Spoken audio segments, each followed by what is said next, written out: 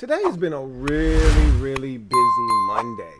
Got a case of the Mondays, man. Just can't tell if I'm coming or going, but it's been really productive. And I don't know if I can think of a better way. Okay, I'm lying. I could think of a better way, but there aren't many better ways I could think of to spend my Monday night, my busy Monday, capping it off and chopping it up, talking to you guys about the National Football League here on the Louie T Network podcast. Let's go.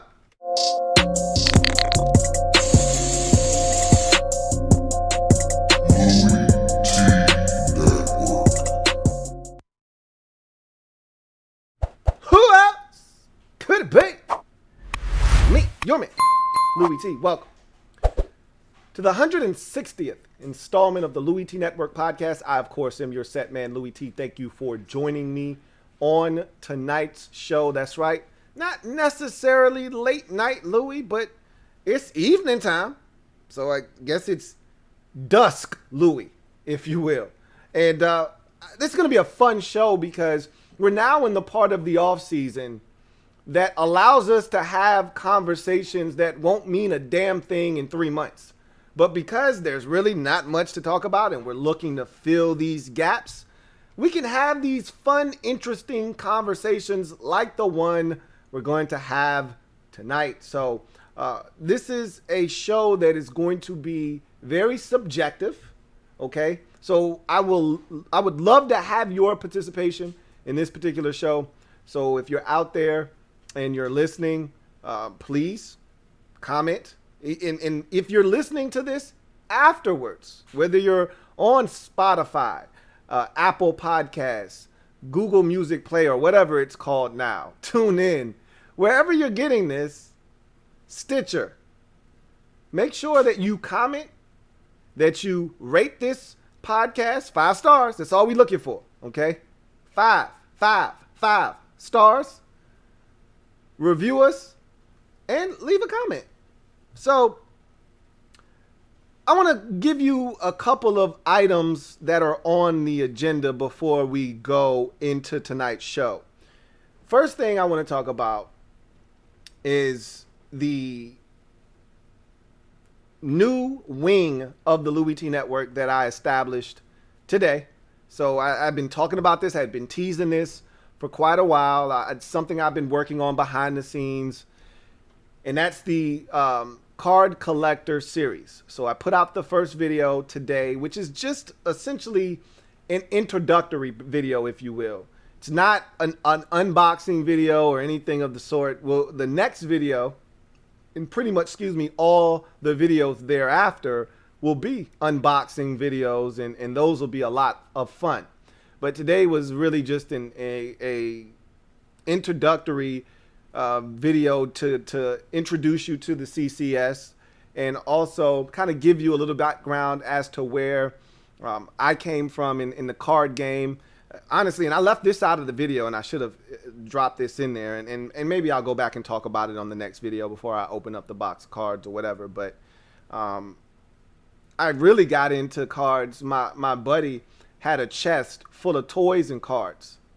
As you could imagine, they weren't in the greatest of shape, but I thought it was pretty cool, all the cards he had. And then my dad used to sell items at the flea market. And some of the items that he would bring home from work were baseball cards, which were weird because they didn't even manufacture baseball cards, but he would always have cards and he would give them to me. And so that's kind of how I got in the card game. But in any event, put the video out if you haven't had a chance to check that out. And I know that's not for everybody. Some of you could give 2 shits about talking about opening cards, or you didn't collect cards as a kid. It doesn't matter to you. That's fine. It's not for everybody. But if that's something that tickles your fancy, I urge you to please check out the CCS. That's going to be a big staple on this channel moving forward. But of course, I know where my bread is buttered, and so we're going to continue to do this football thing because I really love that as well. And I want to also make sure I bring up the fact that tonight is the last night for the Ron's Plan t-shirts. But you can still get your Louie T Network merch. And I really do appreciate all of you who have purchased merch in the past. There were some more orders that came in this week with not just Ron's Plans shirts, but also the Louie T Network merch. All of those proceeds go a long way in helping power the Louie T Network. So if you really want to show your support, that is one of the best ways to be able to do it, is to purchase some merch. I can't thank you guys enough for the support that you've given me via Super Chat, via your viewership, liking these videos, commenting, sharing these videos on various platforms. I get people hitting me up all the time. Hey man, I'm sharing your video in our Facebook group. That is tremendous, because there are so many people in those Facebook groups that don't really peruse YouTube. And that's another market that I'm able to tap into because of some of you out there that take these videos and send them to people in these groups. So I really do appreciate all that you do for the Louie T Network and this podcast as well. It's a grassroots effort, okay? I'm not a big socials guy. You guys know that already. So I probably should do more promoting of this, that, and the third. But that's just not me. I'm adjusting. I'm getting better. But I'm a long ways away from a finished product. So I really do appreciate what you guys do. But Ron's Plan t-shirt, last night is tonight. The last night for pre-orders, 11:59 p.m. Eastern Standard Time is when that pre-order list will shut off and the shirt will no longer be available. So if you haven't already copped your Ron's Plan t-shirt, please do so. You are just slightly under 4 hours remaining to do so. So with that said, I got some super chats. I want to knock these out real quick, and then we'll jump into the proceedings this evening. So I got a super chat here from my guy, Landry Balbin. Thank you for the super chat, Landry Balbin. Greatly appreciate you, who writes, "Hey, Louie, how about starting at receiver? We get Terry on the outside, Curtis Samuel. Never, ever trust a man with two first names. Playing slot. And Diami on the outside as well, with Cam Sims as wide receiver 4. So the way I view it is they think that Curtis Samuel can do a number of things. So you're going to get a formation that looks like that. Trust me, Landry. You're going to get formations that look like Terry as your X, Diami as your Z, and you're going to have Curtis Samuel in the slot. You're going to get formations that look like that. Trust me. And when they're looking to really attack vertically or to really threaten a defense with pure unadulterated speed, that's what the lineup is going to look like. However, Curtis Samuel isn't going to just be relegated to the slot, just like Terry isn't just going to be relegated to X receiver duties. Remember, last year he started to play a lot more in the slot, and they told Terry, look, if you want to take that next step as a big-time bona fide stud wide receiver in this league, a true number one, you've got to be able to play and move all around the formation. And so Terry got a lot of reps and did some of his best damage and biggest damage out of the slot last year, if you recall. So Terry's going to get his fair share of looks in the slot. Curtis Samuel is going to do that as well. I think they're going to try to teach Diami some of the slots so he can get some work in there. But I think the starting group is going to look more like Terry X, Curtis Samuel. Never, ever trust a man with two first names as a Z, which is your opposite receiver outside. And then I think they're going to have Adam Humphries inside in the slot as your starting group. But again, they're going to move everybody around. You're going to see different combinations gracing the football field for Washington. And that's the beauty of having so much depth and different combinations and having so much variety and flexibility with the receivers that we have on the roster. As far as Cam Sims being wide receiver number 4 is concerned, that is something I don't really know if I agree with, because of all the depth we have at the receiver position. I don't know if Cam Sims will be the 4th best receiver on the team or not. I've already told you that for me right now, there are 5 guys that are going to make this football team. Cam Sims is not one of them. that are locks, that is. I'm not saying Cam Sims won't make the football team because they're keeping 6 receivers, I believe. There's no way they can keep any less than 6 wide receivers. And he could be the 6th receiver that they ultimately keep. But if you're asking me in terms of if he'll be the 4th guy on the depth chart, I don't see that being the case. And generally on the depth chart, it's, X and then backup of X. And I think Diami is going to be the backup for the X wide receiver. So I think when it's all said and done, you're going to see the 5 guys that I said make the roster. I think you're going to see them be the first 5 to be solidified on the roster. Those being Terry McLaurin, Curtis Samuel, Adam Humphries, or Diami Brown, and AGG from last year's draft. And then I think you've got just a battle royale for the 6th and final wide receiver spot on the team. We'll see how that goes. But you will see a formation, probably 11 personnel that features Terry on one side, Samuel in the slot, and Diami on the other side. You're going to see that quite a bit. Do not worry about that. Thank you, Landry Balbin. Greatly appreciate you. AJSTP003. Thank you for the super chat. Greatly appreciate you. AJSTP003 writes, got my Ron Plans shirt. Need a one. He says, need a I digress shirt. Okay.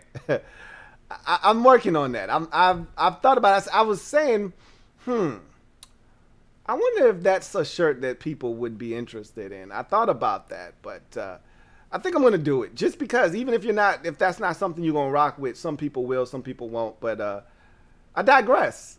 Thank you for the super chat, AJSTP003. What up, Protect Sports Network? My guy Tones was good with you, man. Always good to catch up with you. Hawk, my guy Hawk. Thank you for the super chat. Greatly appreciate you. Hawk writes, Lou, nothing but heat. Keep it coming. Channel plug for Protect Sports Network. Hey, I just gave him some love, but I give him some more without a doubt. That's my guy Tones holding it down over at Protect Sports Network. Like I said, I love the growth that I've seen from that channel. I remember it in its infant stages when he was just getting started, and to see the growth that the channel has kind of taken on over the last year and a half or so has been fantastic. My man Tones and the Protect Sports Network has hit 1K, so he's now allowed to earn revenue off of his work. It's nothing worse than putting in all of this work and not really being able to see the fruit of your labor. Now he's able to do that because people are starting to understand the work that he's putting in. They're subbing up and giving him some love, and I just love to see the growth that is taking place over there. So if you haven't already subbed up Protect Sports Network, please do yourself a favor and do that, especially if you are a fan of the Washington football team. But he does all 32 teams, similar to myself. He's not just limited to the Washington football team, even though that is his favorite team, and you're going to get a ton of Washington football team content. He's going to hold it down for all 32, so check my man Protect Sports Network out. Got another one here from Gally Sanford. Thank you for the super chat. Greatly appreciate you, Gally Sanford, who writes, love the channels. Hope to see you at a game. Give me your wins for us, not as a fan, but with all the research you have done. Great job on Patreon. Love it. Thank you, Gally. Greatly appreciate you, Gally Sanford. I'm going to give you my win totals for the team closer to the season. I always give my prediction, somewhere around a month to a few weeks out from the start of the regular season. We're going to have probably a big roundtable discussion. Hopefully I'll have an NFC East roundtable, have the 4 horsemen over on the channel, and we'll talk about wins and losses for the entire division. But you're going to get that from me about our team, regardless if I have that or not. So I really do appreciate you, Gally. And maybe you will see me at a game. Maybe I will step out and get to one of these games this year. I'm not a big venture to the stadium type of guy, especially because of the location of our stadium currently. It's not a uh-oh.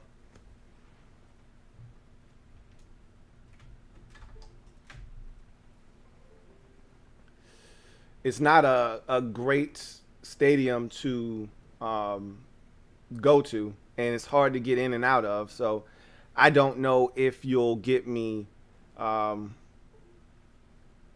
a game or not. I'm not going to lie to you, but we'll see.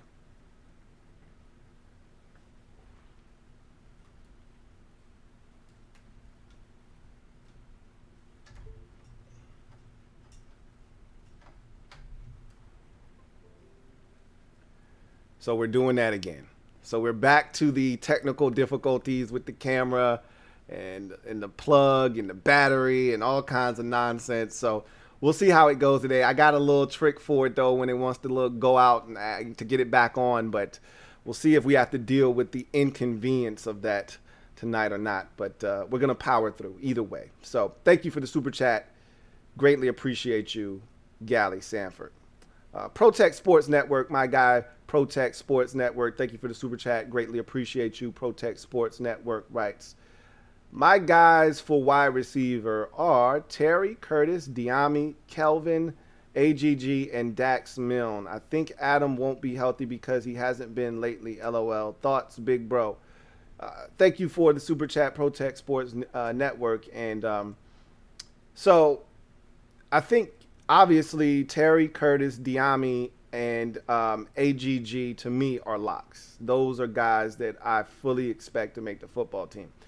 They didn't sign Adam Humphries to not be on this roster. Now, again, health is definitely a huge part of this, but he's healthy. That's why they signed him. Now, again, we're going to go through camp and we're going through preseason games, and if he can't stay healthy throughout that, then, yeah, there will be an issue there, and maybe he won't be on the roster. But I'm assuming he's going to make it through camp and preseason ball, and he'll be on this football team. So I can't see him not being on this team. However, if he's not on the team, I think Dax Milne steps right in and fills that void because he is a slot guy, and that's what they're looking for. So I think that is definitely the guy that would fill that void if Adam Humphries were not on the roster. But I would take Dax Milne out right now, insert Adam Humphries, and I would expect Dax Milne to be able to clear waivers and end up on the practice squad. Now, as far as Kelvin Harmon is concerned,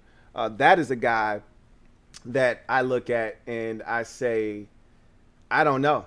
I was a massive Kelvin Harmon fan when he was first drafted. Remember, I was adamant that this guy was a second, third, fourth round pick, and we ultimately got him in the 6th round. So the lack of speed and some of the other things that teams really dinged him on came to roost, and we got him, and I thought it was a steal, and I was excited about it, and I'm still excited about him, but that injury definitely curtailed any momentum that he started to build towards the end of the 2019 season. The torn ACL really derailed any momentum that he was building, and so he's got to start over from scratch. And the toughest part about it is everybody got that 2020 season with Ron here in that first year to kind of prove themselves. Well, Kelvin didn't get that, so he doesn't get the benefit of the doubt of saying, hey, I was here, I showed you that I could work, I showed you that I'm a part of the solution and I'm not a part of the problem.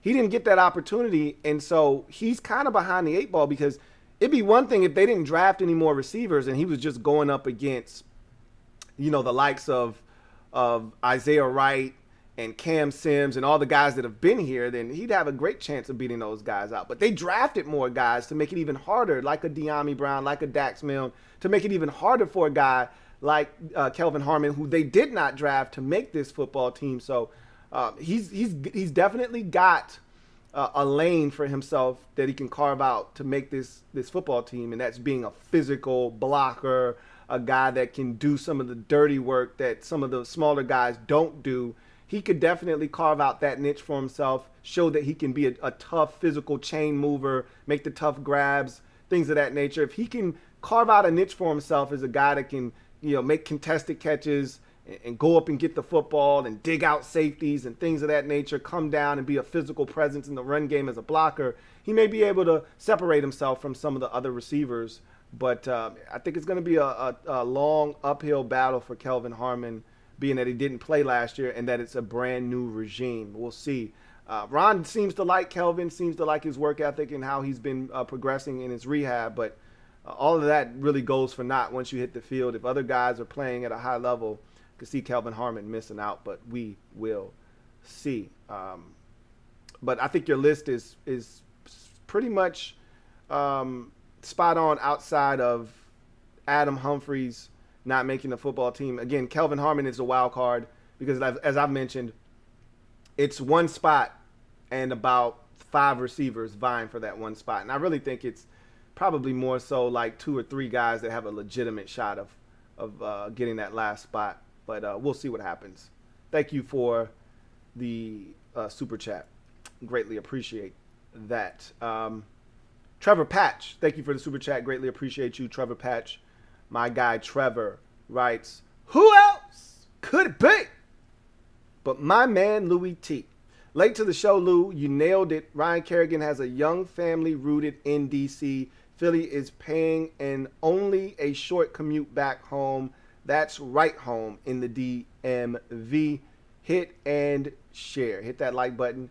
Share this video if at all possible. Make sure you subscribe to the Louie T Network podcast and the Louie T Network in general. But if you're listening to this on some type of streaming platform, make sure you subscribe to the Louie T Network podcast as well so you don't miss any episodes. With that said, though, let's get into the show tonight, and we start as we always do with a gem dropping session. Let me drop this gem on your melon. Open your mind, let your conscience be free. You're now rolling with your man Louie T double E. Let me open you up, get you thinking a little bit. So I want to start off the show tonight with a question in the gem dropping session. Who is the player that is most poised for a breakout 2021 campaign? Okay, so who is the player that you look at around the league that you say to yourself, this dude is poised to break out? Everyone's gonna know his name after this big time massive season that he puts up. And whether he's in the MVP discussion, or he's in the comeback player of the year discussion, or he's in the defensive player of the year discussion, offensive player of the year discussion, whatever the case may be, this is a guy we're going to be talking about, and people are going to know how good of a season he had. And when we get to the week before the Super Bowl, or the weekend before the Super Bowl, and we get to those NFL awards, this is a guy that's going to have his name somewhere in there because he had that kind of a season. Who's a guy that is looking to break out this year?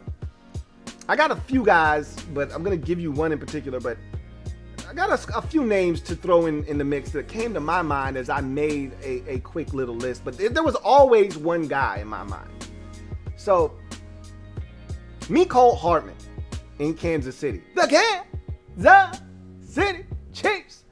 Here's a guy going into year number 3 in Kansas City, 2019 second round pick.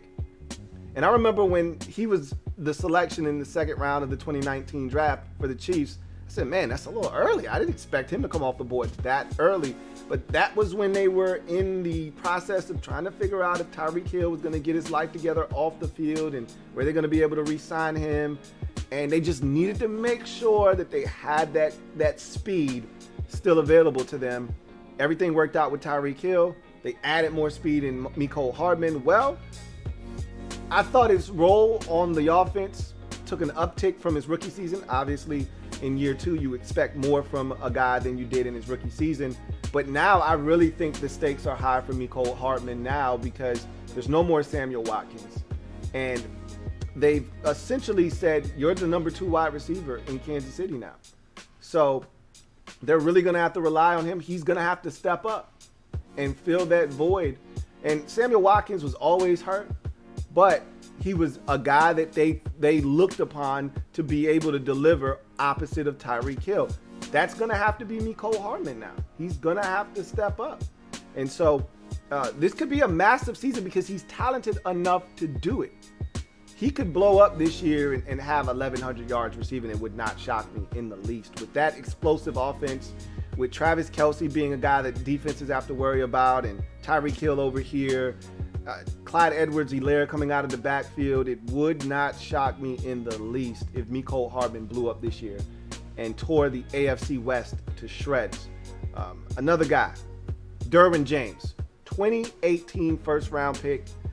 This is a guy that's only played in 21 games in just 3 seasons. So essentially, out of the 48 possible games that this guy could have participated in, he's only played in 21. So less than half of the games. He did not play in a single game last season, missed the entire year, played in only 5 games the year before that. So this is a guy that people need a reminder of just how good Derwin James is. And if he's healthy, he's a game changer on that Chargers defense. They have a defensive-minded head coach now in Brandon Staley, who may be able to get the most out of Derwin James and put him in better positions to succeed.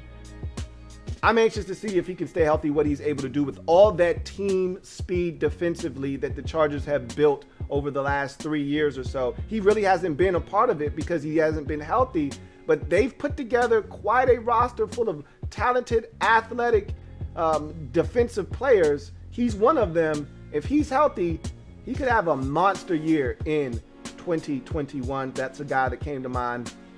Quinnen Williams is, to me, of the Bama defensive tackles that have come out of that program over the last 5 years or so. Maybe going back even further, I think I would like to start that discussion that year that Jaron Reed and Ashawn Robinson came out. So you're probably talking every bit of 6 years ago, maybe 6-7 years ago. To me, he's the best of the group. He is the most talented of all of those guys, whether it's the aforementioned Ashawn Robinson, Jaron Reed, Daron Payne, Jonathan Allen, all of these interior defensive tackles, all of those guys that have come out of that Alabama program. He's the most talented of all of those guys. And last year he started to show it.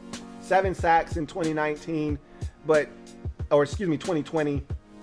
I think he is ready, and with Robert Saleh coming on board, a guy that has gotten the most out of defensive tackles, specifically interior defensive linemen in San Francisco, I could see Quinnen Williams having the type of year that Leonard Williams in New York had last year, where he went apeshit, destroyed the league, had double-digit sacks, and was one of the premier defensive linemen in all of the National Football League. I can see Quinnen Williams announcing himself to the rest of the league. And the Jets, I think, could be a much better team in 2021. It wouldn't shock me that the defense gets exponentially better with the defensive-minded head coach, with all the talent that they've been starting to put together over the years. And then Quinnen Williams just blows up. I could see Quinnen Williams, a former first-round pick in the 2019 draft, kind of taking off in 2021. That's a guy to look out for. How about Sam Darnold in Carolina, man? Getting a new lease on life. You know, the first time, I've said this a billion times already, especially since the trade happened with Darnold, then packing up shop and moving to Carolina.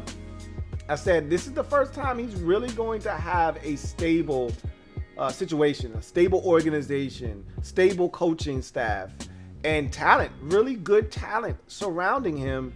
He's not going to have to feel like he has to carry the load offensively. He could hand it off to Christian McCaffrey. He could throw it to Christian McCaffrey. He could throw it to Robbie Anderson. He could throw it to DJ Moore. There are guys all over the football field for him to get the rock to. And so for the first time in a long time, I think Sam Darnold is going to be in a really good spot. What does he do with that opportunity? Because again, the Panthers are really investing in him. They traded for him. They had a chance to draft a quarterback. They passed. Maybe they didn't love either of the guys that were left in Mac Jones or Justin Fields, but they had a chance to pull the trigger on either one of those guys. They passed up that opportunity because they want to give Sam Darnold every opportunity to prove that he is in fact the guy and that he was worthy of the top 5 pick, number 3 overall to be exact, spent on him in the 2018 NFL draft. So he could have a breakout season. Sam Darnold could show everyone that thought he was that guy in that draft he could show them why they thought he was the guy coming out of USC. So that's another guy to take a look at this year as a potential breakout player in 2021. And you know how I feel about their offensive coordinator out there in Carolina. Joe Brady, I think, is going to be, he's got NFL head coach written all over him. He's got the chops. He's got the, to me, the resume that is starting to build that says I can do this at a very high level. I think he could easily turn Sam Darnold into a stud this year. And if he does that, he'll probably be coaching somewhere next year as a very, very young head coach. Maybe one of the youngest in NFL history. I don't know how old Joe Brady is, but I know he's not an old guy by any stretch of the imagination. How about Giants quarterback Daniel Jones? This is another guy I look at and I say, man, they really rolled out the red carpet for Daniel Jones this offseason. Like Dave Gettleman, a lot of people have been sweating him. I thought this was a fantastic offseason, and you know I am not a fan of Dave Gettleman whatsoever, but when credit is due, I don't mind handing it out. When you earn it, I'm giving it. And Dave Gettleman had a fantastic offseason in 2021, really stocking that cupboard full of talented football players surrounding the guy that he stuck his neck out on the line. Let's be really candid and frank with one another. He stuck his neck out on the line drafting Daniel Jones. These are the kinds of moves that get you fired or get you to keep your job for a decade. And he stuck his neck out there. He drafted Daniel Jones, 5th or 6th overall when no one else probably had him going in the top 15 picks. Really, I think a lot of people didn't have Daniel Jones as a first-round quarterback, let alone a top 10 quarterback. That said, he said, no, I made the right decision. I know what I'm getting. And this is the guy that I think is the leader of this organization for the next decade plus. And if you get it wrong as a GM, that's what gets you fired. Ask Dave Caldwell in Jacksonville. Did a tremendous job in the draft. Thought he did some really good, shrewd moves in free agency, but he got the quarterback position wrong, and it ultimately cost him his job. Same thing's going to happen in Chicago with Ryan Pace. If they don't get this right with Justin Fields in 2021 and moving forward, this will be the second failed quarterback that he's drafted, and that will definitely spell the end of the line for him in Chicago. You got to get it right at the quarterback position. He's doubling down is GM Dave Gettleman here by essentially going out and getting a bunch of weapons. My running joke this offseason has been the Giants got guns and shit. They got a ton of weapons, man. It's just the real question is, do they know how to use them? But to go out and get all the guys that they got, Kenny Golladay, and to draft Kadarius Toney, to throw in John Ross is just a throwaway at the end of the roster, but a guy that I think is going to not only make this football team, but could be a dynamic player for them. To go out and get a nice backup running back, something I thought they lacked, even though I thought they got some quality snaps out of Wayne Gallman last year. Devontae Booker's a better running back than Wayne Gallman, and they got themselves a quality backup just in the event that something doesn't go right this year with Saquon Barkley's rehab, and he comes back and he tweaks something, or he's got to miss a few games, or whatever the case may be. They've got Devontae Booker now. They went out and got Kyle Rudolph as another insurance policy, and we talked about this last podcast about them giving Kelvin Benjamin a tryout. Well, seems like he's actually coming back as a tight end. Similar to Tim Tebow, he's trying his hand at tight end. Looks like all that time away from the game didn't curb his appetite any, so he was still eating. And he said, look, man, I'm not going to lose this weight, so I might as well just convert it into being a tight end. We'll see how that goes. I looked at the Giants roster, and they have them listed as a receiver. They have Kelvin Benjamin listed as a receiver, so I find it hard to believe that they're going to play him at receiver, though. I think he's coming and trying his hand at tight end. We'll see what happens, but I just think he's done a phenomenal job. Could they have done more along the offensive line? Sure. But Daniel Jones I said all of that to say this. Daniel Jones has been put in a position similar to the guy that I'm about to name as my breakout candidate for 2021. He's been put in a position to succeed. And now you're really removing all excuses for Daniel Jones. Can't talk about lack of weapons. Can't talk about him having to do it on his own. No playmakers surrounding. You can't talk about any of that stuff this year. He's got to get it done. He's got all the weapons. This could be a big season for him, though. Don't forget about his rookie campaign, 27 touchdowns, 13 interceptions. Don't forget about some of the big games he had that year against Washington and the come-from-behind victory over Tampa Bay. Like, he had some massive games that first year. Also had some stinkers. But could he get back to that rookie season form? Could the numbers, and without the fumbles and all of that? We'll see. That's another guy to throw out there. But the guy that I think is poised for the breakout season in 2021 is a guy that you guys know I've always had an affinity for. And they rolled out the red carpet for him last year, and they've done everything to surround him with weapons. And I think all of those weapons are finally going to be healthy this year. And I'm, of course, talking about quarterback Drew Lock of the Denver Broncos. This is my guy. This was always my guy coming out of Missouri in that 2019 draft. I was shocked that no one decided to pull the trigger on him in the first round, which tells you nobody really loved him in league circles, or at least the teams that had a need at the quarterback position. That said, the Broncos took him in the second round. They surrounded him with a bunch of talent last year in the draft, and he already came into the situation with a little bit of talent already on the roster, but they went out and got him Noah Fant. They went out and that was in 2019 when they drafted Noah Fant. And they had Cortland Sutton already. And what they did was they took those two guys, they continued to grow, and then in 2020 they said, all right, you got Cortland Sutton. And in 19, if you recall, Sutton, he looked like he was on the verge of becoming one of the best receivers in the league before an injury-plagued 2020 season that really never got started, and he was done for the year before it really even got underway. But he was on his way to being one of the best in the league, it looked like. And then Noah Fant really came into his own in 2020. And so they said, hey, we're going to draft you Jerry Jeudy, we're going to draft you KJ Hamler, and we're going to draft you Albert O. So we're going to give you all of these extra ancillary weapons to add to the guys that we already have. And with the injury to Cortland Sutton last year, Tim Patrick is a guy that I really like. And I talked about him all offseason as a receiver that if the Broncos didn't slap that tender on him, I thought he was a guy, because he was a restricted free agent. He was a guy that I was really interested in. And he's going to be back in Denver. I'm looking at that squad and I'm saying, yeah, you're not going to have the running back that had been so good for you over the last couple of years, Phillip Lindsay, but you still got enough running backs in that backfield. You still got enough stuff that I look at the Broncos and I say to myself, hey, Drew, this is it. This is a make or break year. Everybody was trying to push Drew Lock out of Denver this year, and I love the fact that their new GM, George Patton, came in and said, nah, this is my guy. I like him a lot. I liked him coming out of Missouri, and this is a guy that I really think has a chance to be successful in this league. And so they did trade for Teddy Bridgewater. So I think that leash is extremely short. And depending on who you talk to, there'll be a competition in camp. Teddy Bridgewater is a guy that, look, you know what you're getting from Teddy. And if they're interested in saving their jobs or whatever the case may be, because Vic Fangio is probably on borrowed time if they don't win this year, then Teddy Bridgewater may be the route you want to go, especially if their defense is humming and they're playing ball like we think they're capable of, especially with all the additions in the secondary specifically.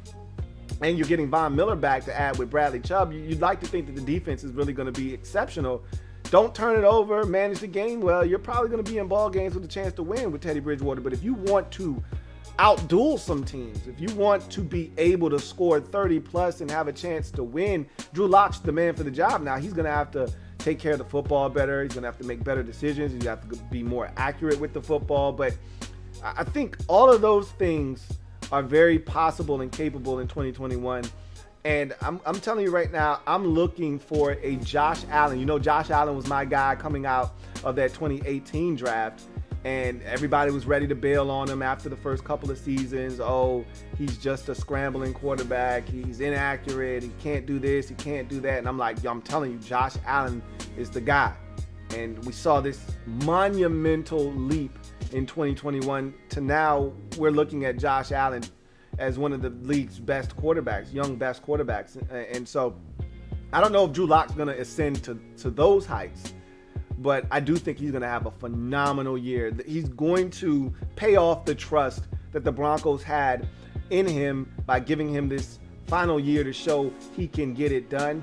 And I think he's going to prove everyone wrong. Remember that stretch of games he had to wrap up the 2019 season, his rookie year, when he went 4-1 and he was slicing and dicing NFL defenses. Now, some people say, well, they didn't have a lot of film on him, this, that, and the third. I'll just say, look, he didn't have Courtland Sutton, and that makes a massive difference. I talked about this before. When you don't have a true number one, it forces everyone else out of their comfort zone and into a role that they shouldn't be in. And Jerry Jeudy, he stepped in last year supposed to be the number two. That's what Jerry Jeudy was drafted to be. Similar to Calvin Ridley, another big-time Alabama wide receiver that was drafted that has a similar skill set to that of Jerry Jeudy. A number two to an alpha, a real true number one. And Courtland Sutton wasn't available last year, and it really hurt that offense. And Drew Lock himself was banged up, got hurt early in the season. And I think if he's healthy, Courtland Sutton's healthy, all those weapons, KJ Hamler was yo-yoing in and out of the lineup. If all of those guys are healthy, I think this is an offense that has a chance to be dynamic. Obviously, they got to plug that hole they have at right tackle with Juwan James going down.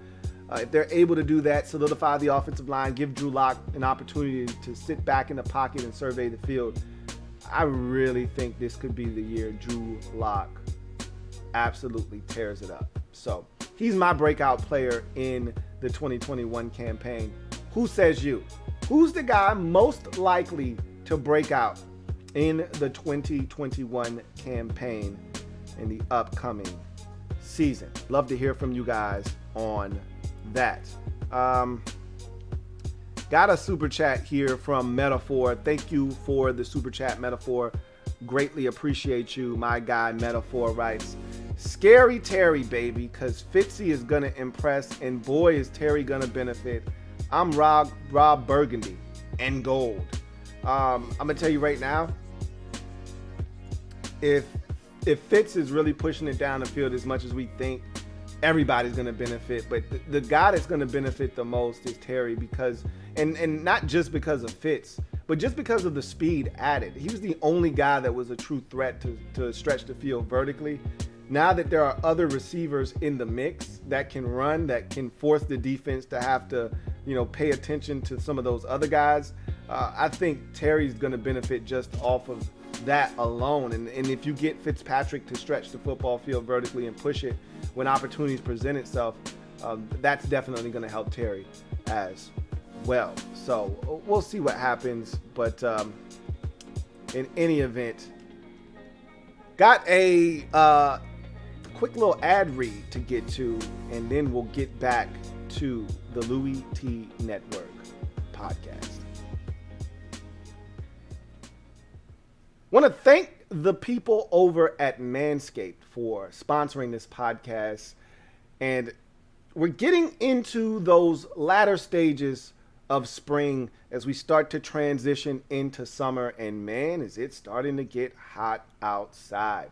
And when it starts to get hot outside, you don't really need to carry around any extra baggage, especially below the waist. And that's where Manscaped comes into play. As one of the leaders in below the waist grooming, Manscaped comes in and they're able to take care of all your grooming needs, whether it's below the waist or above it. Let's start below the waist with their perfect package. And they've just released their 4.0 lawnmower trimmer. And man, is this thing nasty or what? It gets the job done, leaves no hair unturned, okay? And it's skin safe technology. Make sure that you're not getting nicked anywhere on your body. It's safe to use any and everywhere. You also can follow that up with some of their ball deodorant, which is their crop preserver that you put on fresh out of the shower. Towel those balls off nice and dry, and then put on that crop preserver to keep you fresh, even against some of that steamy, nasty heat that you're going to step out into. But just in case, and things do happen, just in case you get a little frowsy, that's where the crop reviver comes into play. A couple squirts of that get you right back to where you need to be.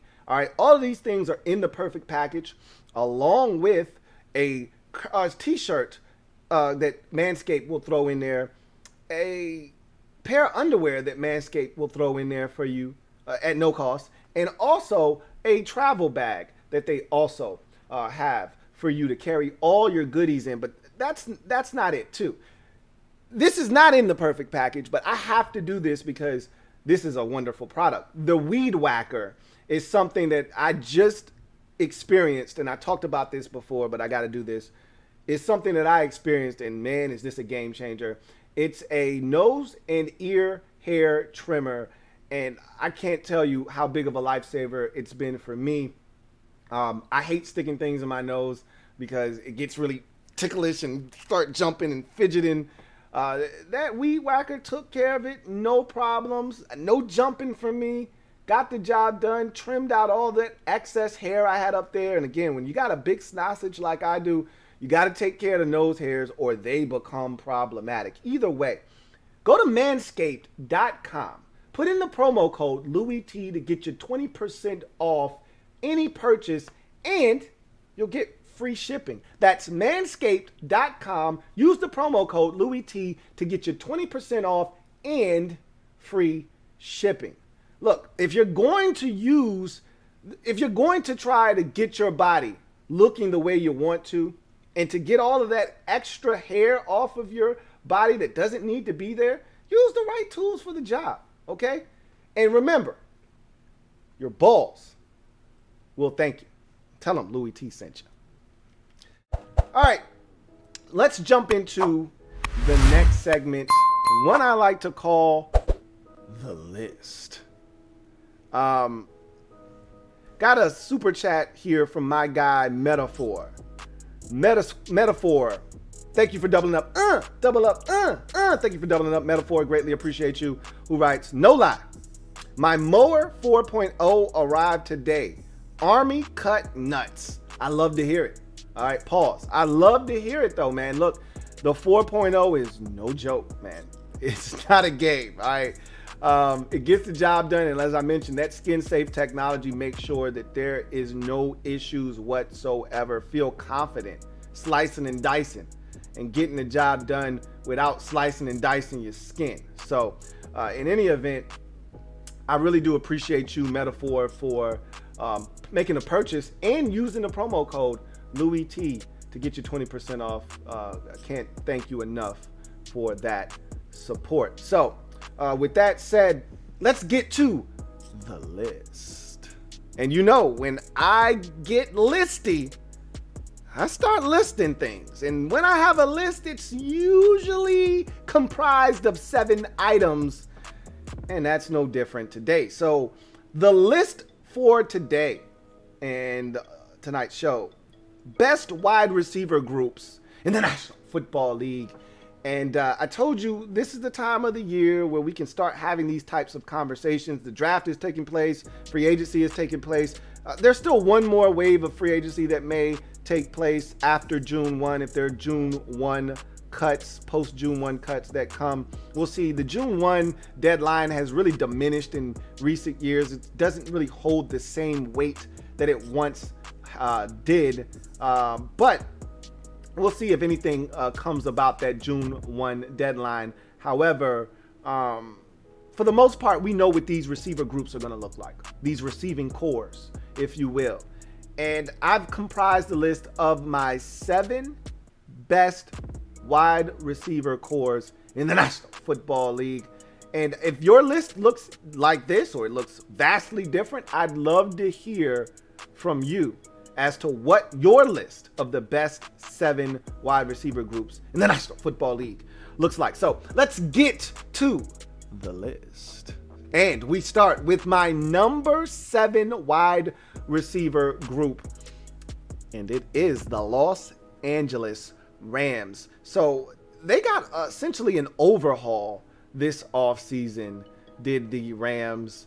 And, I think this overhaul kind of came with the acquisition of one Matthew Stafford. They looked at Stafford and they said, we got a guy that can distribute the football, that can push it vertically. We don't have any vertical threats currently on the roster, guys that really truly scare you and can get behind the defense.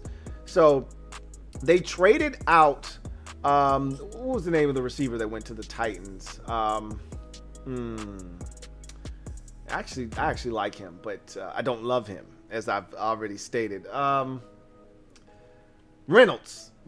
Josh Reynolds. They traded out Josh Reynolds and essentially said, all right, we about to level up. They went and got D-Jax. Now, look, everybody knows at this point of his career, he may be only good for like 5 or 6 games. But in those 5 or 6 games, he is pretty damn deadly. And if he could just stay relatively healthy, they got themselves a bona fide stud. We'll see what happens there. But Tutu Atwell is the guy that I'm excited about with this Rams group. So let's go through their group real quick. Robert Woods, who, when they got him from Buffalo, I thought he was nothing more than a number 2, maybe a high-level 3, maybe a mid-level 2. That's what he felt like to me when he first got to L.A. But he's been everything and more for this Rams offense. He blocks in the run game. He runs the short intermediate routes.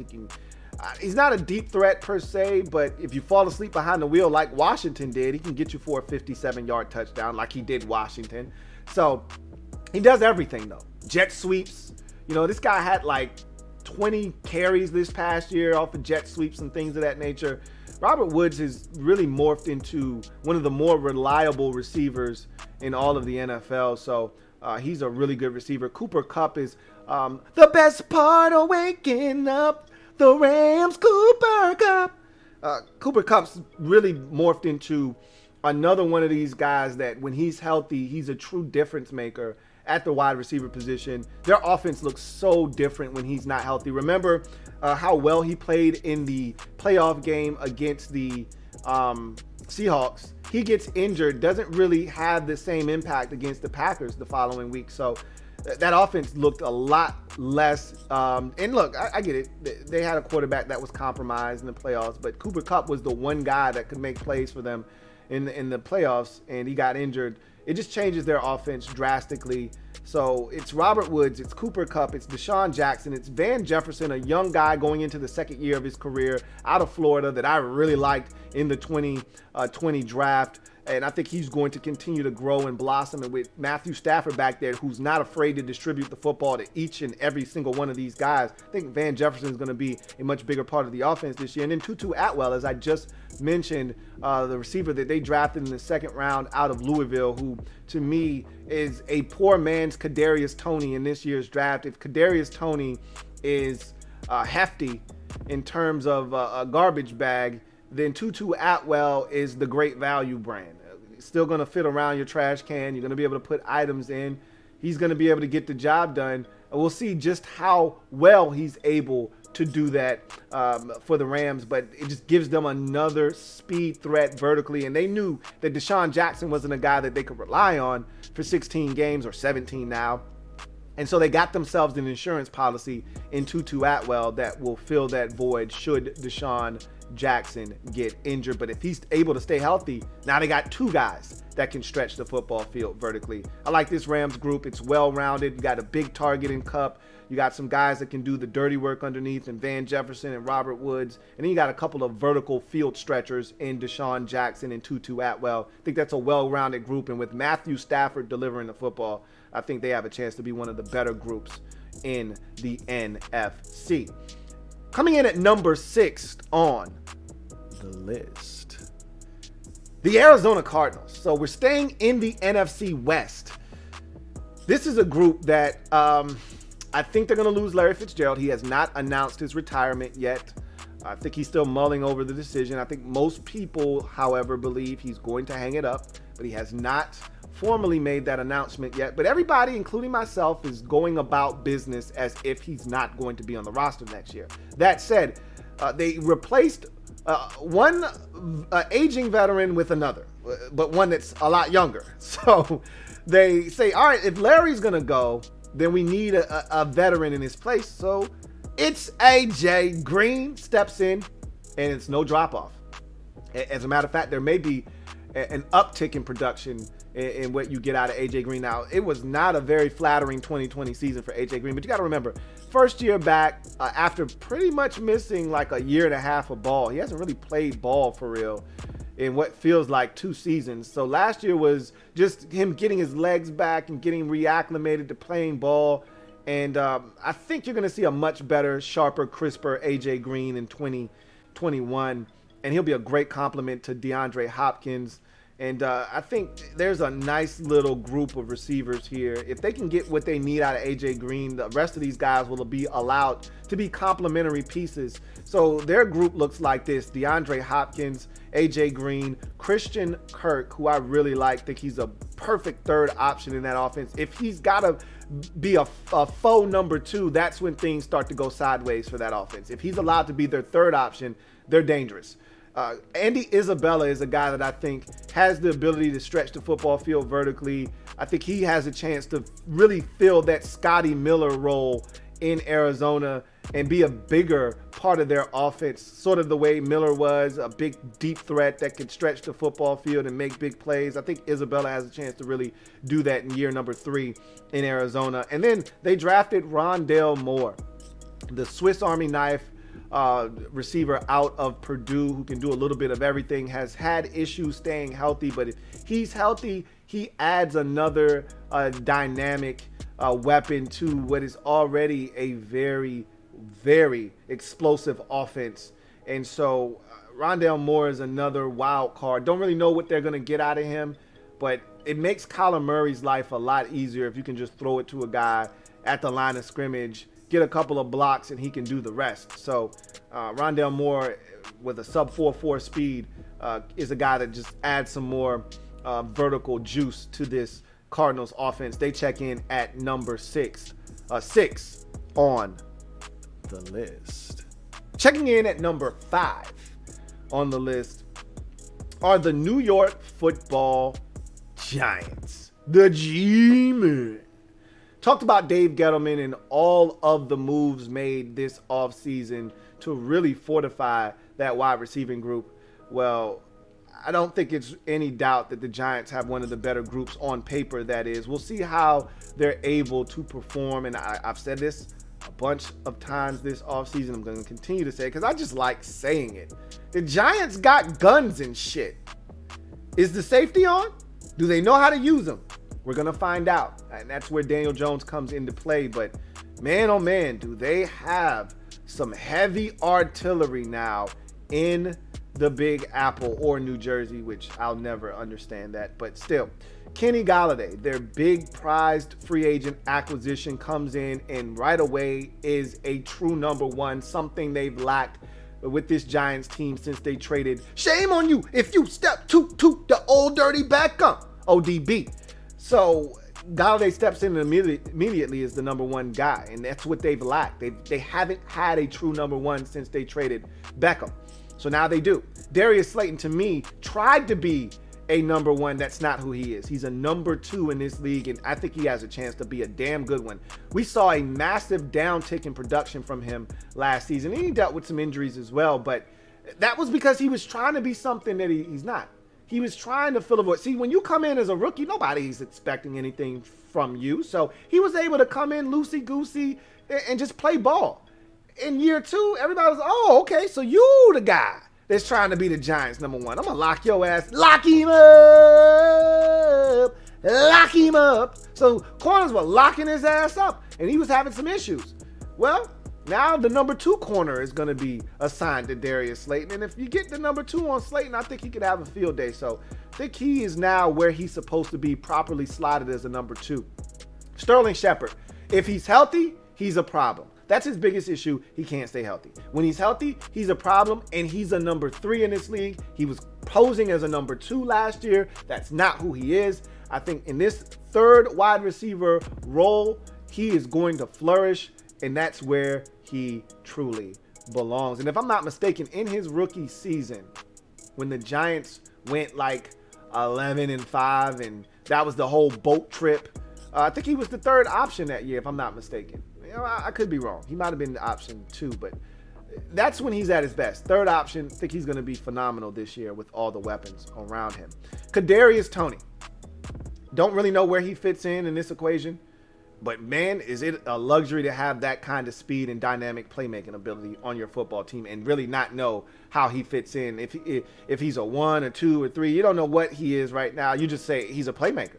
And I got a bunch of playmakers, and I'm adding another one to the mix. And one of the biggest problems for the Giants last year was they didn't have any vertical speed. Once the injury to Darius Slayton took place and he was hobbling around on the field, nobody respected the Giants' ability to get vertical and take the top off the defense. You could play them, 15, 20 yards and in because you didn't really – who was going to get behind you? Austin Mack? You weren't afraid of any of these guys that they had on their roster. So you were able to be over-aggressive and do some things to really make them uncomfortable. Now with the addition of GAMEDAY, who may not be a speed demon but can go up and get the 50-50 ball if you give him an opportunity one-on-one down the field, or Darius Slayton, who can run, and now Kadarius Toney, you got some problems on your hand. Not to mention John Ross, who is just a throw-in. He's a throwaway in this whole ordeal. Giants fans don't even know if he's going to make the football team. I contend that he will. But he's just another guy that can add an abundance of speed to the field that they lacked over the last 2 or 3 seasons. This is a big pickup to me because it's a low cost, a low risk, high reward proposition. If he doesn't work out, okay, fine. You only spent $2.5 million. If he does work out, damn, you only spent $2.5 million. So either way, it's a good move for the Giants. They got a bunch of speed now, man. And again, they got size in GAMEDAY. They got a good combination of size and speed in Slayton. You got Shepard working the slot as a slot machine that can win instantly. And then you got 2 more speed demons in Toney and Ross, not to mention Kadarius Toney is still developing as a receiver. You could just get it to him in space. He's got tremendous contact balance. He can make things happen. The Giants are loaded, man. They got guns and shit. I don't know if they know how to use them or not, but, man, they got a ton of weapons. We'll see if Daniel Jones is afraid to pull the trigger or not, or if he's willing to empty the clip with all the weapons that they have at his disposal in 2021. They're the 5th team on my list of best wide receiver groups. Checking in at number 4 on the list are the Pittsburgh Steelers. This is a group that I just think they beat you up with depth. They just can go 4 deep, and there aren't many teams in the league that can go 4 deep at the receiver position and feel really good about the 4th receiver down the list. Juju Smith-Schuster coming back is huge for them, even though this could be his final year in Pittsburgh. Whatever the case may be, he's shown the ability to be a 1,000-yard receiver consistently in this league, or hovering right around it. Deontay Johnson had a rough go of it last year with drops, but this guy's dynamic. His ability to win one-on-one matchups, to uncover and get vertical makes this guy a threat every single snap on the football field. And I think he's only going to get better. So I think Deontay Johnson is a big-time playmaker in the making for this Steelers offense. Chase Claypool showed you his big play ability last year. I mean, honestly, his middle name was Big Play. Chase Big Play Claypool. I mean, every week you looked up, it was another 80-yard catch, a 57-yard bomb down the sideline. If it wasn't a big play, it was a touchdown. On a jet sweep, on something near the end zone, they handed it to him on a little toss or something, and he would find his way into the end zone. He was a playmaker for them. He's established himself as a baller for that offense. And so you feel good about him. And then they still got James Washington, who doesn't get a lot of pub, doesn't get a lot of attention. And because of all the other guys that they have. And look, James Washington, the knock on him coming out of Oklahoma State was he's shaped like a running back. He looks like a running back. He's built like a running back. He plays like a running back, even though he's a wide receiver. But all that means is that he's just physical as hell. When he gets the football in his hands, he's a ton to deal with. I just like James Washington. And so he's the 4th option on the team. And then they still got Ray McCloud, who's a gadget guy. Get it to him in space.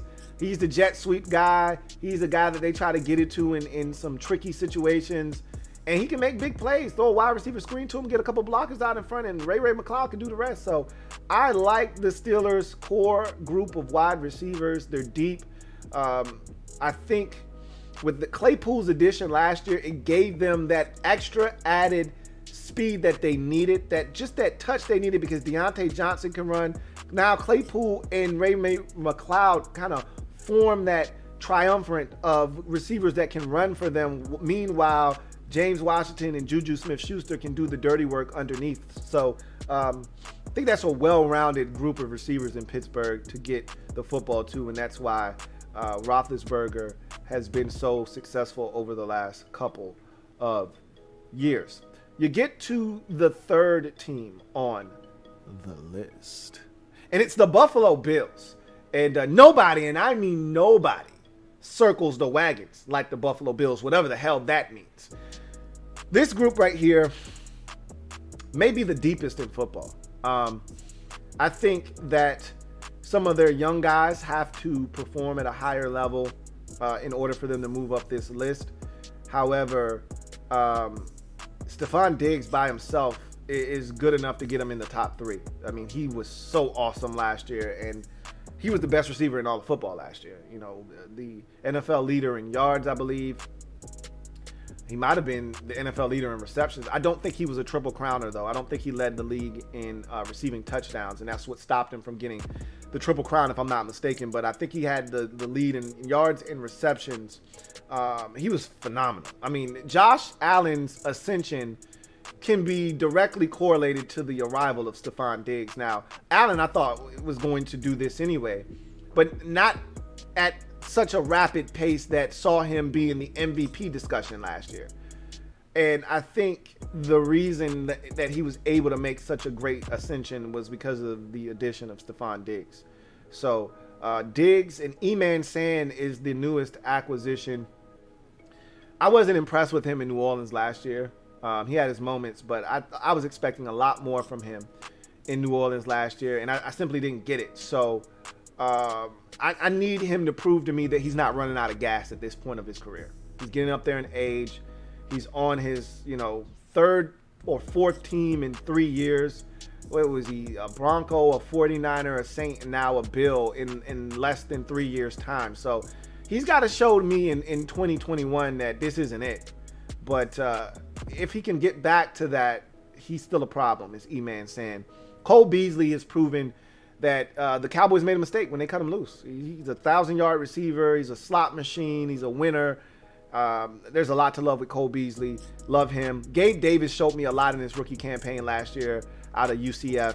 Thought he came on like gangbusters, made some big plays for them, and he's only going to get better. I'm really impressed with him. Isaiah McKenzie also showed me some things last year. I'd put him in a box as just a special teams guy, but he caught some passes, made some plays offensively. He's another one of these guys you can get it to on a jet sweep, or you can get it to on a wide receiver screen, or just get it in his hands quickly. But he can also stretch the football field vertically. With all the weapons that they have, you can easily fall asleep behind the wheel, and Isaiah McKenzie can get up the seam, and you won't catch him if he does. So really like what he brings to the table. And then they got a couple of guys that you don't count in that group. But, Isaiah Hodgins was a guy I absolutely loved out of Oregon State in the draft in 2020. And he really was a non-factor last year for the Bills. So I'm anxious to see what comes of him in year two in Buffalo, if he can make the squad and make an impact.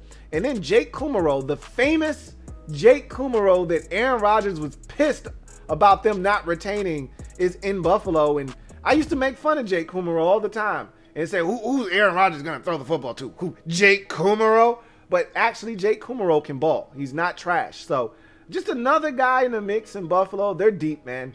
They're deep. I just named 7 receivers in Buffalo, and 4 of those dudes are legit ballers if they're on their game and healthy. So the Bills are my number 3 team on the list. Checking in at number 2 are the Miami Dolphins? What?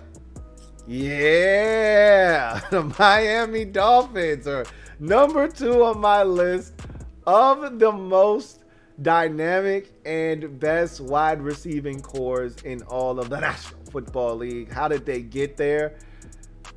just pure depth, speed, and upside is what got them here. So you start with Devontae Parker, who, when he's healthy, he's a problem.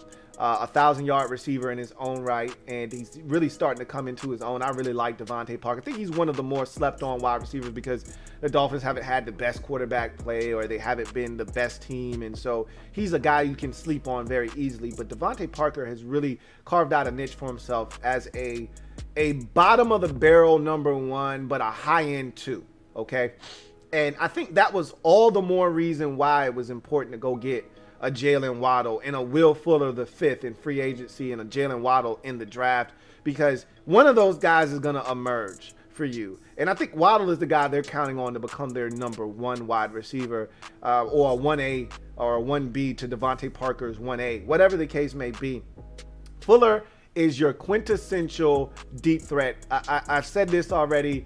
After Tyreek Hill and Deshaun Jackson when he's healthy, Will Fuller the fifth is the next best deep threat in the league. And really, with Deshaun Jackson's injury concerns, I think Will Fuller is the second best deep threat after Tyreek Hill in the league. This guy is so explosive. He's so dynamic. And when he wins big. He tracks the football extremely well. There were early concerns with drops in his career early on. Those have subsided.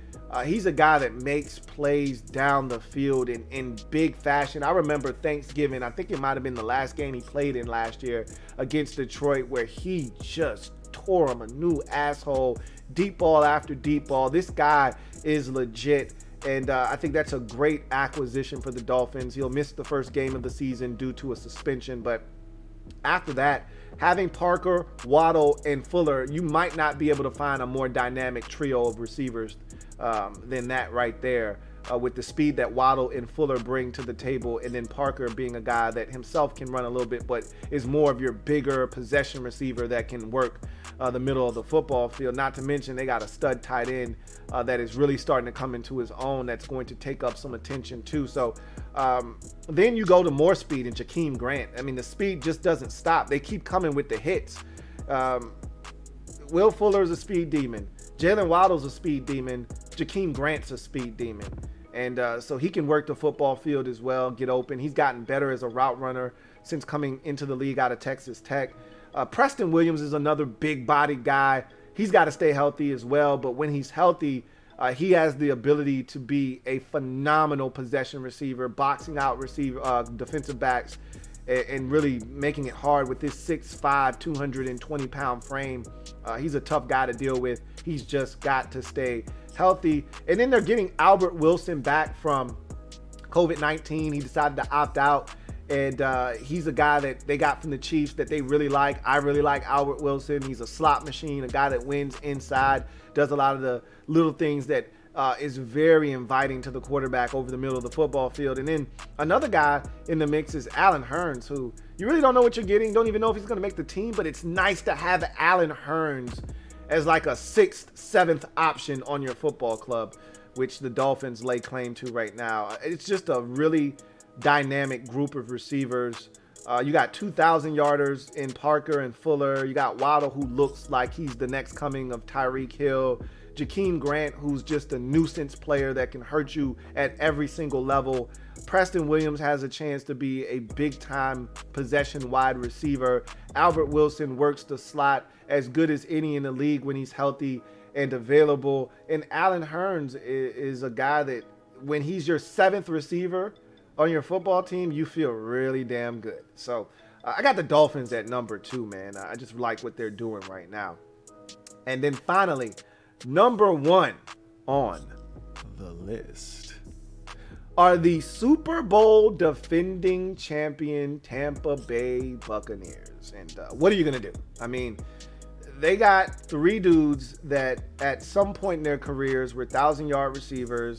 They got a vertical threat in Scotty Miller stretching the football field. And then they got Tyler Johnson as a 5th or 6th round pick out of Minnesota coming in and doing dudes. So, I mean, they go 5 deep, and then they throw in Justin Watson when one of these guys can't go and Justin Watson steps in. He's even serviceable. So Mike Evans, Mikey. First receiver in NFL history, if I'm not mistaken, to begin their career with, I think it's now 7 straight thousand. It might be 6. I can't remember what. I think Mike Evans was the 2014 draft, because that was the year with Beckham and Evans and Benjamin and all those guys that came in, I think. Don't get me mistaken, that could be 13 that Beckham was in. I know 14 was a hell of a draft. I want to say Beckham was in 14, but it's a bunch of 1,000-yard receivers that year. I think Evans was one of them.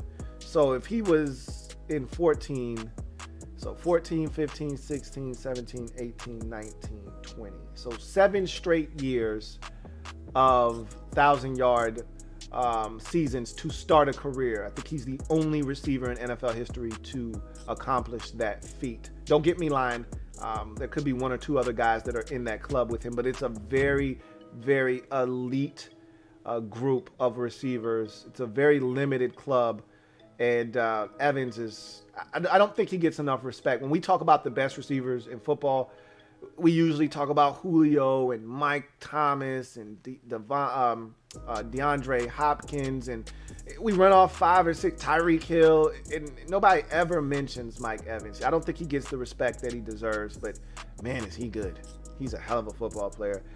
Chris Godwin has emerged over the last couple of years as one of the better number 2 Robin receivers in the league. If Mike Evans is Batman, you'll be hard-pressed to find a better Robin than Chris Godwin in the league. He had some issues with some drops last year, and some injury concerns, but when he's healthy, I tell you what, man, he's a hell of a number 2. My goodness. Antonio Brown, we know what he is. He's a number 1 when his head is screwed on straight. He was one of the most prolific wide receivers over the last decade. But, issues off the field and things like that in his mental state have come into question, and it's affected his play a bit. But when he's right, he's still a problem. And he was a great addition to this football team. Really made them whole as a receiving core last year. And I think it was his addition that really put him over the top last year at the receiver position. Scotty Miller, we all saw what this guy was capable of last year in the regular season, whether it was the Raiders game or it was the Panthers game, or I think most people remember the Packers game right before halftime. This guy was dynamic, in a vertical threat that could stretch the football field, get behind, and it doesn't take much. And Brady did a great job of putting it on the money, but Scotty Miller can work the slot. He can get vertical.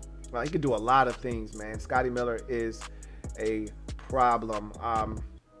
And then Tyler Johnson, is a guy that I looked at as a guy that I didn't necessarily love out of Minnesota, but I said he's going to be a good receiver. I just don't think he's a number 1. He was a number 1 guy at Minnesota. I didn't think he was a 1. Well, the Buccaneers drafted him, and they said, hey, you don't have to be a 1, 2, or 3, bro. You like a 4th option on the team, 4th, 5th option. Perfect. I like my Tyler Johnson as a 4th, 5th option, and he looks like he's going to relish in that role. And man, was he good in his rookie season. Arguably the biggest play of the Buccaneers season he was involved in that pass interference against Kevin King to seal the deal against the Packers. Tyler Johnson made a hell of a catch against the Saints, which I thought was a big play in that game as well. He had some big plays for this Buccaneers offense.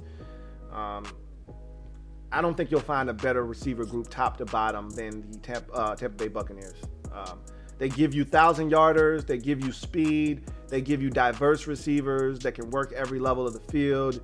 They give you touchdown machines.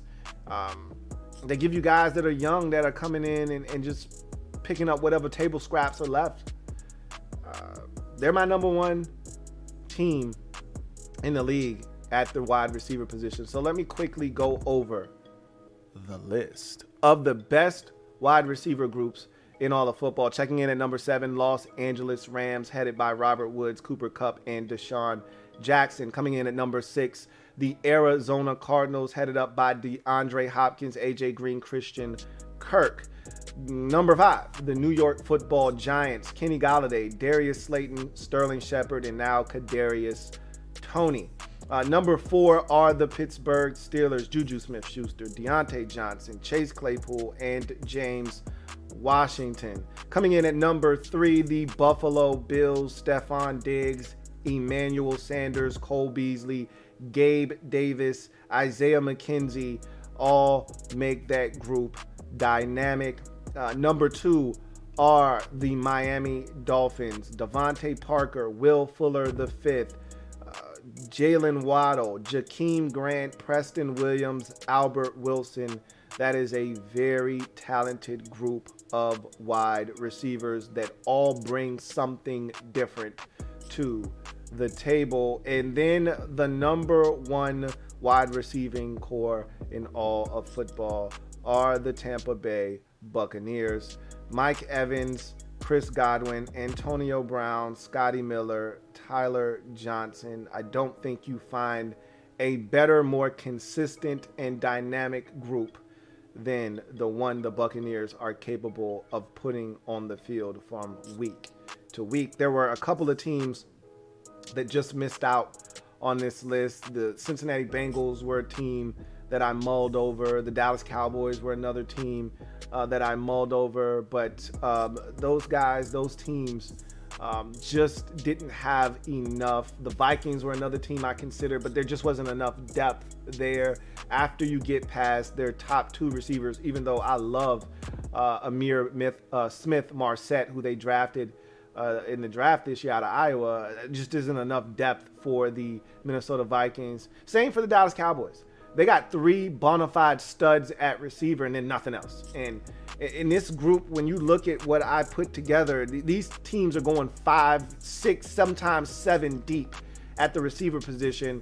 With Dallas, they got 3 guys that scare you, but they don't have a 4th or 5th option or anybody else that you worry about. If any of those guys in that top 3 core group get injured, there isn't anybody else that scares you now. They went out, and I'll tell you right now, they spent a lot of free agent dollars on undrafted guys that they brought in, and they're looking to find a diamond in the rough. And there are at least 2 or 3 guys that I'm looking at that they brought in as undrafted rookies, and I'm saying 1 or 2 of those dudes are going to hit. They're going to pop on 1 or 2 of those dudes, including Brandon Smith out of Iowa, or Nathan Vasher out of Texas Tech, who's a 6'6", 210-pound receiver out of Texas Tech.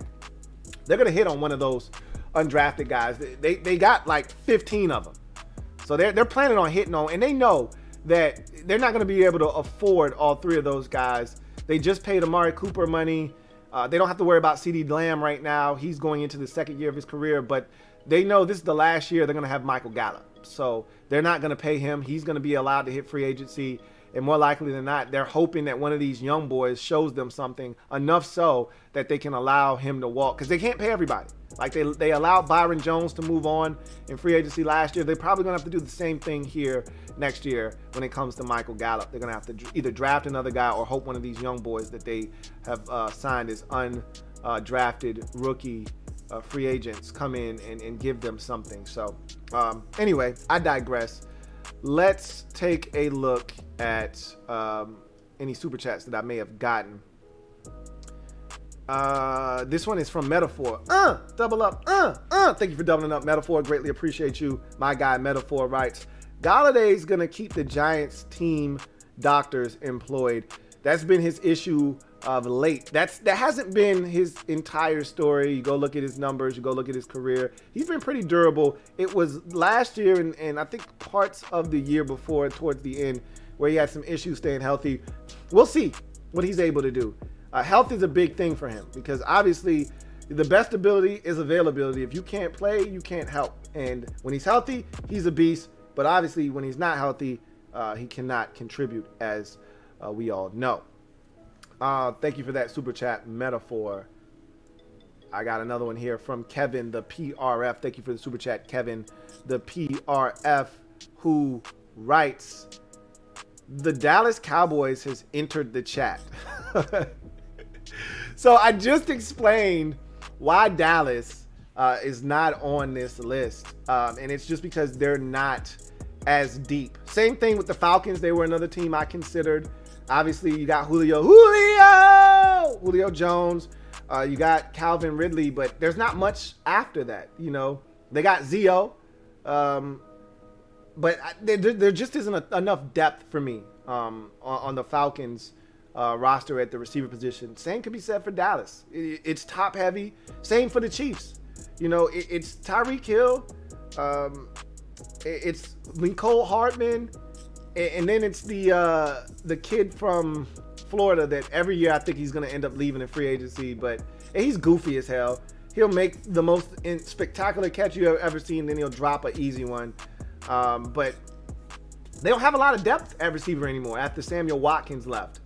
They used to come at you in waves. They don't really do that anymore. But again, when you start adding in tight ends, like in the case of Atlanta, or you talk about the 49ers, or you talk about the Chiefs, you start adding in tight ends, and that's when they get dynamic and explosive. That's when they become fearful. But we're just talking pure receivers. There's more depth on these other teams that I think make them scarier than Dallas, or say Atlanta, or Cincinnati, or the Chiefs, or some of the teams that and trust me, I went through the list of all these teams, but the depth that's the problem for me, is the depth. So thank you for that super chat. Just not enough depth at receiver. That's the name of the game at the receiver position. You want to have studs. You want to have guys at the top like Atlanta does, like Dallas does. But then what happens if one of those guys goes down? You want to have another guy that can step in and there's not this significant drop off. Or if everybody's healthy, you want to be able to have enough guys to spread the wealth around to. You want to be able to go to that fourth option. That's what made Tampa Bay so dangerous last year, was that, hey, it could be Mike Evans, it could be Chris Godwin, it could be Antonio Brown, it could be Scotty Miller. It could be Scotty Miller that gets you. It could be Tyler Johnson, their fifth receiver, that hurts you on 3rd and 8. When you're looking at Mike Evans, when you're looking at Chris Godwin, it's Tyler Johnson. That's what makes teams scary. When you got all these guys and they don't know who to cover. And the fifth option, the fourth option can get you, just like the first or the second can. Anyway, that's going to do it for the list. Let's wrap up the show with garbage time. So if you're a Washington fan, this one's going to be near and dear to your heart. This one's going to cut you deep. But I got a hot take on Ryan Kerrigan. So obviously, for those of you not in the know, Ryan Kerrigan sent out a IG post last night foreshadowing and forecasting what was to come. Now, he already knew he was going to sign with the Philadelphia Eagles. We didn't know. We just knew he wasn't coming back to Washington. There were fans out there that were holding on to hope. And I told them a while ago, like, I don't think he's coming back. But they said, I'll keep holding on. I'll keep holding on. They just kept holding on. And I was like, yo, let it go. Let it go. I said, let it go. They wouldn't let it go. Well, Ryan said, hey, y'all got to let me go. So he put out the post last night thanking the Washington fans, as we always see players do when they know they're not going to be back, whether it's retirement or moving on in free agency. They put out this post or they put out this video. Well, he chose to go the post route. And I said, well, God bless and good night. That's it for Ryan Kerrigan in Washington, for those of you hanging on to a thread. And today we found out why he was able to put that post out, that he wasn't going to be back, because he signed with the hated division rivals, one of our most nasty, dirty family members. They're the dirty cousins that don't like to take a bath in the back corner. You're like, they stink. Philadelphia Eagles. All right. And so he knew the fan base would be up in arms, because how could you, Ryan? He didn't go to Dallas. He didn't go to the Giants. He went to the Eagles. It wouldn't have mattered if it would have been the Giants or the Cowboys. It didn't matter. He could go wherever he wanted to go. We see players do this all the time. Donovan McNabb ended his career. Well, he didn't end his career, but he played the last meaningful snaps of his career, really, in Washington. He did go to Minnesota. There wasn't much there left. Okay? We had D-Jax for a spell in Washington. Art Monk finished his career in Philadelphia. Gary Clark played for the Arizona Cardinals after an illustrious career in Washington. All right, Alvin Harper was a big part of Dallas winning 2 Super Bowls. He then took a massive contract to come to Washington. It did not work out for Washington. Or he actually took a big contract to go to, Washington. I said that right. Then it was Tampa Bay, I believe. Or was it backwards? I think it was Tampa Bay he went to. Yeah, it was Tampa Bay, and I think he then came to Washington. It didn't work out for him either way. Bottom line is, I said all of that to say this. Happens all the time. Brian Mitchell, one of the most beloved Washington football team players of the last 2 decades, he was a NFC East hoe. I mean, he got around. Round and around, round and around. He got around. Giants, Eagles, Washington. Only team he didn't play for in the division was Dallas. Still love him all the same. I said all of that to say this. My hot take on Ryan Kerrigan, and this is not as spicy for some of you, because you know what I'm about to say, and I've said it before, okay? But for those of you who were listening with Ryan Kerrigan ears on, take those off, or I'll just burn them off, because my breath is hot. I got dragon breath right now, and I'm ready to spit it at you, because I need you to hear what I'm saying. And you know, somebody said something. I'm going to go find it right now because they might be right.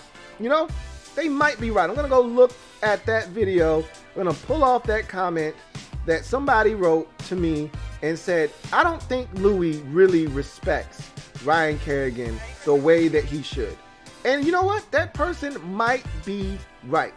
Let me see if I can find that comment. And I want to give that person some love as well.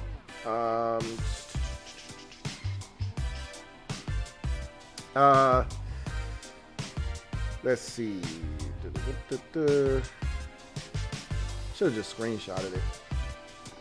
Anyway, I can't find it, but I can summarize what he said. I can paraphrase. He pretty much said, I don't think Louie really gives Ryan Kerrigan the respect he rightfully deserves. I don't think he actually appreciates him the way that he should. And he went on to talk about his longevity, the amount of sacks he put up. He owns a Washington career sack record and all of this good jazz. And he's probably right.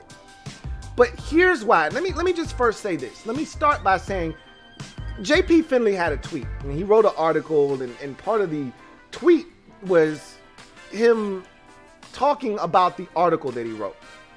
And in the tweet, it said something along the lines of, you know, great player, great teammate, and like great production and great like longevity and availability, something like that. And everything he said was spot on except great player. Ryan Kerrigan isn't a great player. He's a really good player, people. Okay? We throw the word great around too often. Because he was the best we've had, we took him and we immortalized him as this dynamic, game-changing pass rusher.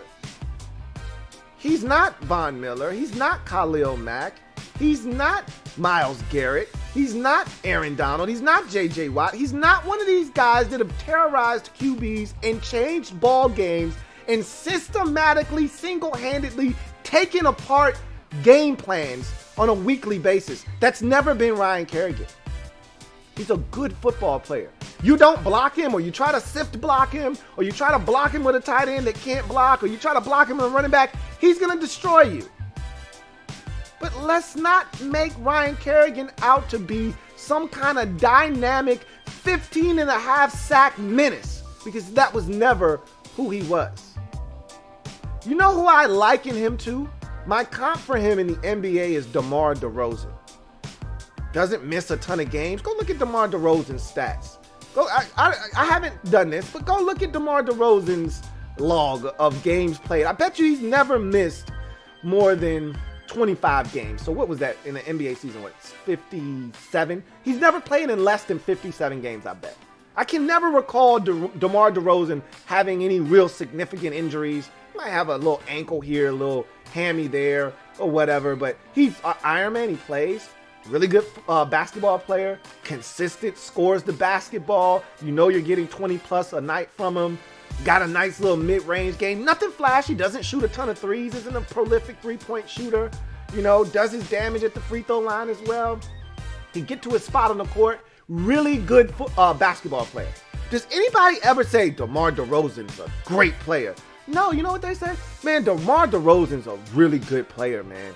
A really damn good player. Quietly doesn't necessarily make a ton of noise in terms of production, but every now and again he'll go off. He'll put up 42 on you, win a ball game. But DeMar DeRozan's a good player. That's Ryan Kerrigan, a really good player. Every now and again he'll go off, make a big play, have a 3-sack game. You want to put Big V on him? You know, you want to put some backup third-string tackle? He'll kick his ass. Damn right. Kick his ass, Seabass. He'll kick his ass. And he's done that. He was an Eagles terrorizer. Why? Because a lot of times he was getting their third-string tackle and he was kicking their ass. That's the thing I loved about Kerrigan more so than a Rakpo or some of these other guys that were here, is that he did his damage against the NFC East. I can say that. Terrorized the Eagles, destroyed the Cowboys, you know, did some work against the Giants, had the pick 6 against the Giants in his very first game. I'll never forget the forced fumble against Dak Prescott in 2018 that helped us win that game. Preston Smith scoops it at about the 1 or 2 yard line and walks in the end zone. I'll never forget that play by Ryan Kerrigan. And you know what? It was crazy because he was dropping in the coverage. What the hell is Ryan Kerrigan doing dropping in the coverage, spying the quarterback on third down like he's going to run down Dak Prescott? But he was spying, and then he green dog. He came late, and he got the sack and forced the fumble, scoop, and score a touchdown. It's an amazing play. But I said all of that to say this. He is a good player. He's not a great player, okay? And I just need you guys to understand that. And here's why I think I never truly gave. And let me give you my reasoning and my rationale. You may not want to hear it, but let me just tell you why I feel the way I do probably about Ryan Kerrigan. And it's not his fault. He doesn't have anything to do with this. It's not his fault. Back in the 2011 draft, Washington traded back 6 picks and allowed the Jacksonville Jaguars to come up to 10 to select Blaine Gabbert. They then selected Ryan Kerrigan at 16. Don't hate the pick. You know who went 1 pick after Washington made their selection? You probably do, but most of you don't. J.J. Watt. And for some reason, I can't get that out of my head that J.J. Watt, and Mike Shanahan had just gotten here the year before. We had just made the switch to a 3-4 defense. Ryan Kerrigan was a 4-3 base defensive end out of Purdue that we were going to stand up and make into a Brian Orakpo opposite. So Orakpo was on one side and he didn't have a guy on the opposite side. You know what would have made that defense way better than Ryan Kerrigan? Standing up in an unnatural position in a 2-point stance, something that he didn't do in college at Purdue. You know what would have made that defense way better? J.J. effing Watt. That's who.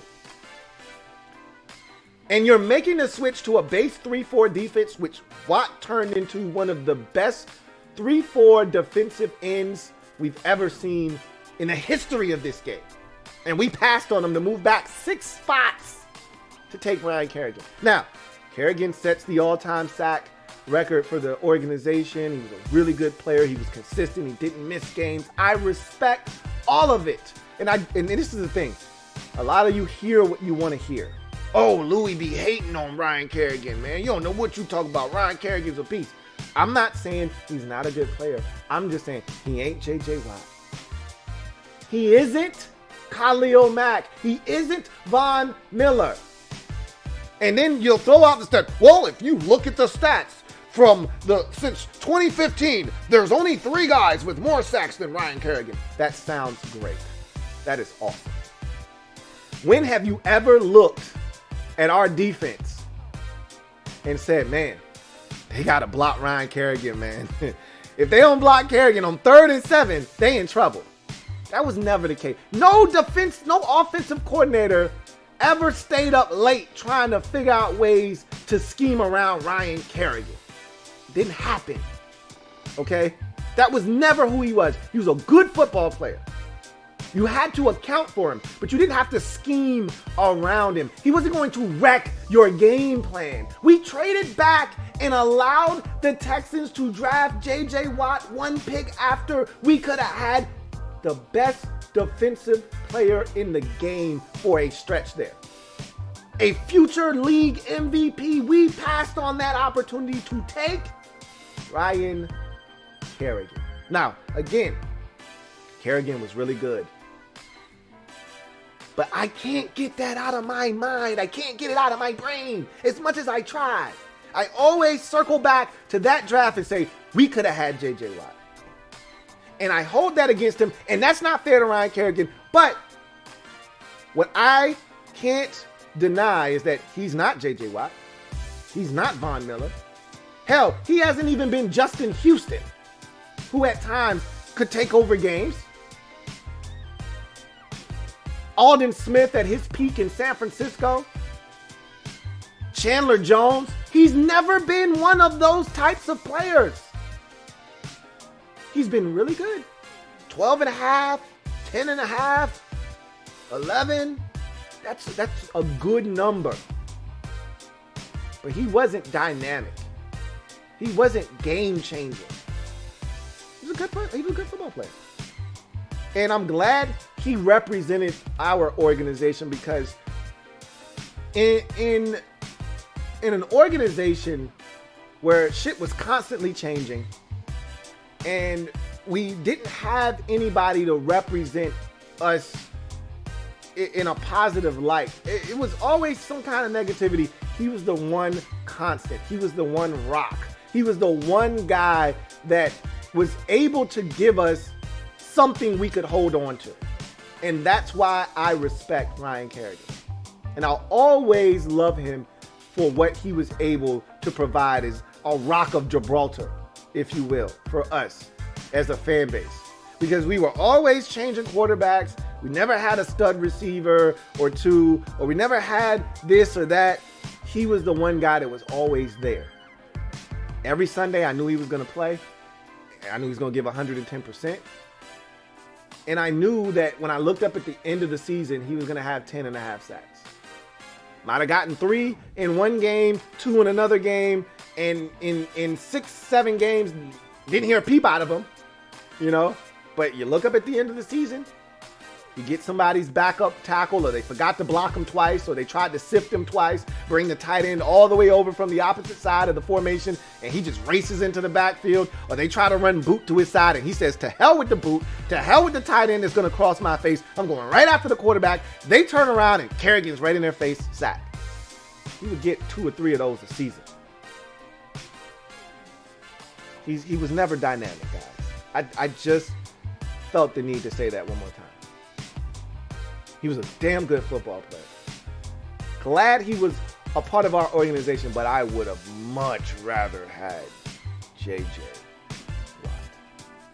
And for that, I always go back to that 2011 draft and I say what could have been. And I look at Watt, I look at Kerrigan, and I say, he's not him. And I hold that against him, and it's not fair, but it is what it is. So, anyway, I digress. That's going to do it for me. Your man, Louie T.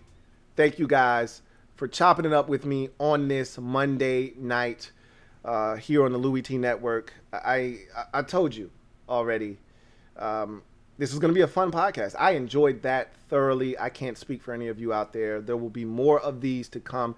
And I'm just going to tell you, now that we're in the off season, it's the return of Flashback Friday. So you're going to get one of those podcasts this week. It is the 3rd Friday of the month. which means we're going to flash it back and go back, way back into time. So that's going to be fun. Haven't done that in what seems like an eternity. So I'm looking forward to that as well. But in any event, I'm about to get out of here. But before I do, if you haven't already done so, please subscribe to the Louie T Network for more great content. Turn on your notification bell so you don't miss a thing. And hit that like button. Only 76 likes, which is a good number, actually, for what we've got in the chat right now. But there's still over 130 of you out there. Come on, baby. Help a brother out. Let's get that thing up to 90, close to 100 before it's all said and done. If you haven't hit the like button, please do that. And one more time. Last call for Ron's Plan pre-orders. This is the last night. Once the pre-order portal is shut, they're gone. Okay? So you've got until 11:59 p.m. Eastern Standard Time to get that done. Please order your Ron Plans t-shirt and don't miss out. Don't miss out and then be like, hey, when you bringing those back? They're not coming back. Limited time only. All right, so if you haven't gotten it, get it. With that said, I am out of here. I thank you guys for joining me. Be on the lookout for some more CCS content coming. I think Wednesday I'm going to do my first. I can't wait. Bart Scott. Can't wait. I think I'm going to do my first unboxing on Wednesday in almost 2 decades. So that's going to be really exciting. I haven't forgotten about the draft wrap-up series. I'm going to jump back on that. So I'm going to knock that out as well. Giants are up next. I got to get my life together, but I'm looking forward to some more CCS content too. So, all right, you guys enjoy the rest of your evening. Take care. Really do appreciate you guys chopping it up with me on this podcast on a Monday night.